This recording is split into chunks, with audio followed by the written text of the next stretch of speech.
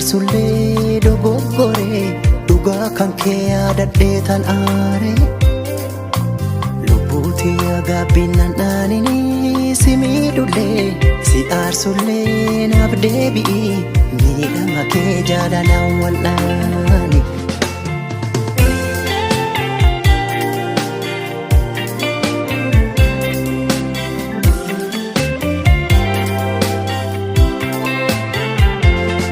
Loko jaalala nagaadite wal'aanattu as deebite innaa waliin jirru salphaa ture miila fageeffannaan anjoorare naawwatu waachisa maltu malana maltu bala argatanii dhabuun dhaguudhamoo himaana jaalala dhabuudhamoo. Simbirrootiya si dhabeen taa'ee hubadhu qulleetiya garaan jaalatee eeyyamaan aanaa bula si dhabeen boorasiya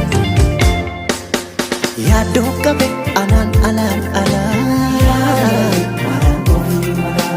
maaloo dhabi rakkoo koo hubadhu simbirrootiya qaamaan jira yaaddoodhaan injoorare annaniitiya ba'aa jaalalaa kana meenyuu mana hirpare simbirrootiya onnee gowwoomsuuf jedhee qubeellaa kee dhoongadha waan ofiitiya of jajjabeessuuf jedhee maqaa keetiin kaakadha.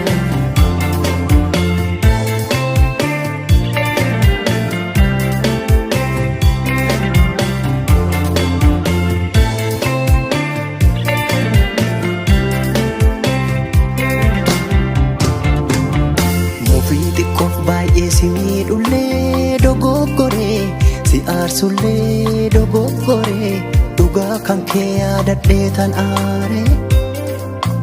lubbuutii agaabbinaan dhaaninii si miidhullee si aarsullee naaf deebi'i miidhama kee jaalalaan wal'aani.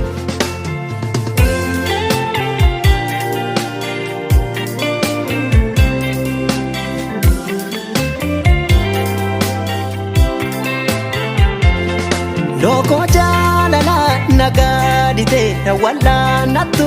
as deebite innaa waliin jirru salphaa ture miila fageeffannaan anjoorare naawwatu waachisa maltu malana maltu bala argatanii dhabuun dhaguudhamoo himaana jaalala dhabuudhamoo. Simbirrootiya si dhabeen taa'ee hubadhu qulleetiya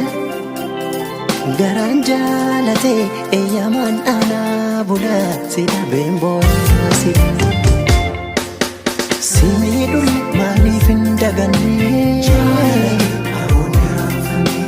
hirbuu qabnu maaliif hin yaadanne simbirrootiya qalbii koo fuutee kuttee onnee koo fuutee littee hawwaniitiya hin deebitu naaf jettee hin deebitu naaf iltee simbirrootiya akkamiin irraa turtee hin deebitu naaf iltee